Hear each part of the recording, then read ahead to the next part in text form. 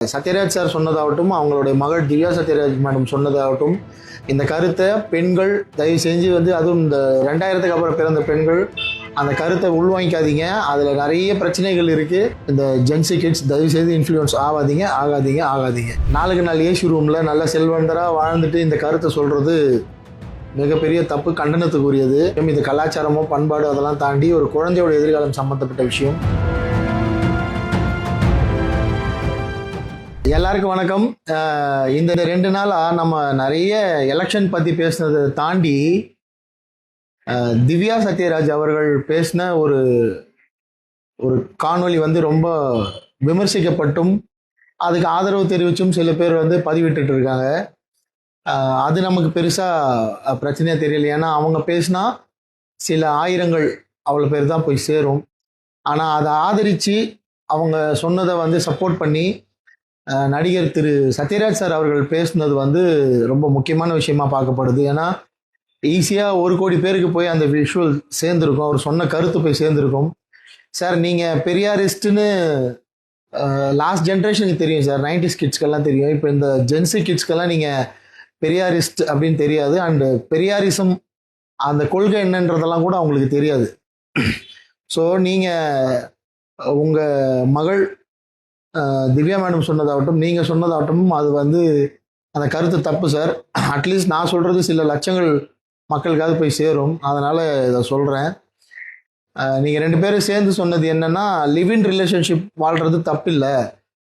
கல்யாணம் பண்ணிக்காமல், அதாவது தாலி கட்டாமல், மோதிரம் மாற்றாமல், நிக்கா அப்படின்ற முறையில் இல்லாமல், இந்த எந்த சடங்குகளும் இல்லாமல், ஃபேமிலி இல்லாமல், பெற்றோர்களோட சம்மதம் இல்லாமல் திருமணம் என்ற பந்தத்தில் நீங்கள் வாழ்கிறது தப்பில்லை. திருமணம்னு சொல்ல முடியாது, அதை பிடிச்சவங்க கூட சேர்ந்து வாழ்ந்துக்கலாம். எப்பெல்லாம் யாரெல்லாம் பிடிக்குமோ அவங்க கூட சேர்ந்து வாழ்ந்துக்கலாம், அது தப்பில்லை அப்படின்னு ஒரு கருத்து. இதை தாண்டி இன்னொரு அபத்தமான கருத்து, குழந்தை பெற்றுக்கலாம், கல்யாணமே இல்லாமல் நீங்கள் லிவிங்கில் யாரோட தேவையும் இல்லை, சயின்டிஃபிக் முறையில் கூட நீங்கள் குழந்தை பெற்றுக்கலாம் அப்படின்னு சொல்லியிருந்தீங்க. லீகலைஸ்டு முறைப்படி இல்லாமல் குழந்தை பெற்றுக்கிறதுக்கு உங்களை மாதிரி ஆட்களால் முடியும். ஏன்னா குறைஞ்சது பேங்க் பேலன்ஸாகவே உங்ககிட்ட மினிமம் பேங்க் பேலன்ஸாகவே ஒரு 25 crores இருக்கும். உங்களுக்கான சொத்து வளங்கள் இருக்கும், நிறைய இருக்கும். அதனால் ஒரு குழந்தையை பெற்று நீங்கள் யாரோட ஆதரவும் இல்லாமல், எந்த சப்போர்ட் இல்லாமல் ஒரு 3 மேடு 4 மேடு வச்சு நீங்கள் வளர்த்துருவீங்க குழந்தைய. ஆனால் சாமானிய மக்களாக வாழ்கிறவங்க உங்கள் கருத்தால் ஈர்க்கப்பட்டு இன்ஃப்ளூயன்ஸ் ஆகப்பட்டு, இவங்களே இவ்வளோ பெரிய ஆர்டிஸ்ட்டு, இவங்களே இப்படி சொல்கிறாங்களே அப்படின்னு சொல்லி அவங்க கல்யாணமே பண்ணிக்காமல் யாராவது ஒரு ஆணோட லிவிங் ரிலேஷன்ஷிப்லேருந்து ஒரு பொண்ணு ஒரு குழந்தைய பெற்றெடுத்துட்டு பின்னால் ஏதோ பிரச்சனையாகி கல்யாணமாகி முறைப்படி சொந்த பந்தத்தை கூடி கல்யாணம் பண்ணுறவங்களே 1000 சண்டை சச்சரவுகள் எனக்கு உட்பட ஃபேஸ் பண்ணிட்டு தான் நம்ம அடுத்த நாள் கடந்து போகிறோம். அப்படி இருக்க சூழலில் நீங்கள் எந்த பாண்டிங்லே இல்லாமல், எந்த பந்தமும் இல்லாமல், வெறும் பிடிச்சிருக்குன்னு வாழ்ந்துட்டு நீங்கள் ஒரு புள்ள பெற்றுக்கிட்டு அவர் விட்டுட்டு போயிட்டாருன்னா அந்த குழந்தைய யார் பார்த்துக்கிறது? அந்த ஆண்மகன் கொண்டு போய் வச்சுப்பானா? இது சமுதாயத்தில் சாத்தியமா? பாதிக்கப்பட போகிறது யார்? அந்த பொண்ணு தான். ஒரு மாத சம்பளம் வாங்குற ஒரு பெண்ணாக இருந்தால் அவங்க வேலைக்கு போகிறப்ப அந்த குழந்தைய யாரை நம்பி விட்டுட்டு போவாங்க? ஒரே ஒரு மாத சம்பளத்தை வச்சுட்டு ஒரு சிங்கிள் பேரண்ட் இப்போ நீங்கள் வாழ்ந்துட்டு இருக்கவங்க கிட்ட கேளுங்க, அது எவ்வளோ கஷ்டன்றது அவங்களுக்கு புரியும்.